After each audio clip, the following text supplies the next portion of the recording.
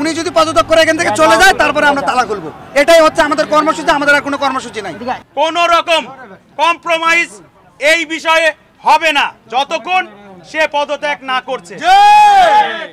আমরা দেশ স্বাধীন করছি এজন্য যাতে মানুষ মুক্তভাবে কথা বলতে পারে। আমরা কোনো ভালো চিকিৎসা পাই নাই।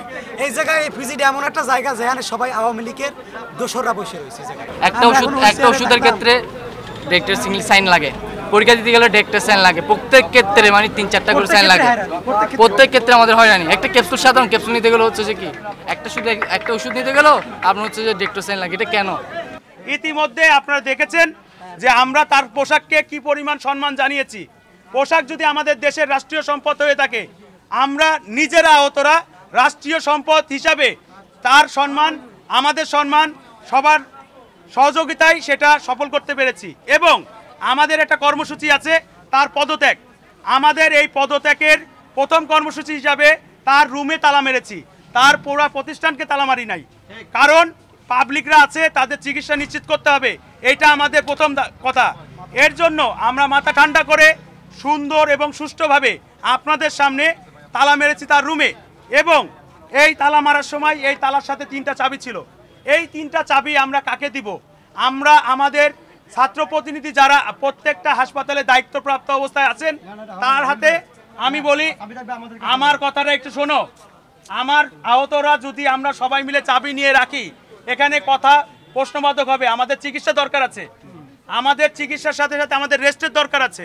তোমরা এখন সবাই মিলে যদি চাও তাহলে তোমরা তোমাদের হাত দিয়ে আমাদের ছাত্র প্রতিনিধি বুশরা আপুকে এই চাবিটা হস্তান্তর করবে। এবং বুশরা আপুকে আমরা সরাসরি বলতে চাই, কোন রকম কম্প্রোমাইজ এই বিষয়ে হবে না যতক্ষণ সে পদত্যাগ না করছে।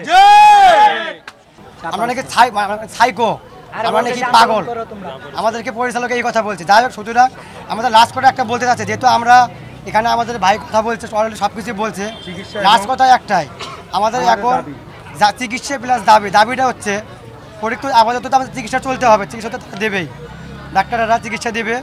আমরা এখন কথা না বাড়ায় বলতে চাই, এই যে চাবিটা আমাদের আছে, আপনারা সবাই জানেন মিডিয়া ভাইরা, যে পরিচালকের রুমে আমরা তালা লাগাইছি, তাদেরকে আমরা সময় বেঁধে দিছি যে গত আপনার আগামী যে রবিবার তারা আমাদেরকে সময় নিচ্ছে যে তার পদত্যাগ ব্যাপারে তারা যে তার প্রতিদিনগুলো আছে সব শেষ করে আমাদেরকে পদত্যাগের প্রতিদিনগুলো আমাদেরকে পেপার দিবে। যদি কোনো হাসিনার দোসর ও ছাত্রলীগের দোসর বা স্বৈরাচারের দোসররা মনে করে আহত ছাত্র জনতারা হাসপাতালে শুয়ে আছে, তারা এখনো দুর্বল, এটা ভুল ধারণা। কারণ আমরা যদি চাঁদপুরেও শুয়ে থাকি, যদি আমরা লন্ডনেও শুয়ে থাকি, আমরা সকল আহতরা এক। আমরা পাখির মতো উড়ে আসব রাষ্ট্র সংস্কারে ও দেশের জন্য, দেশের কল্যাণের জন্য, দেশের মানুষের জন্য। আমরা এদেশের মানুষের, এদেশের জনগণের, এই রাষ্ট্রের আমরা একটা অংশ, আমরা একটা সম্পদ। আমাদেরকে কোনোভাবে অবহেলা করা যাবে না। আপনারা যারা রাষ্ট্রের গুরুত্বপূর্ণ দায়িত্বে আছেন, আপনাদের কাছে আমাদের বিনয়ভাবে অনুরোধ থাকবে, আপনারা এগুলা সব যাচাই বাছাই করে তাদেরকে যে যেই জায়গা থেকে নামানো প্রয়োজন ওখান থেকেই নামাবেন।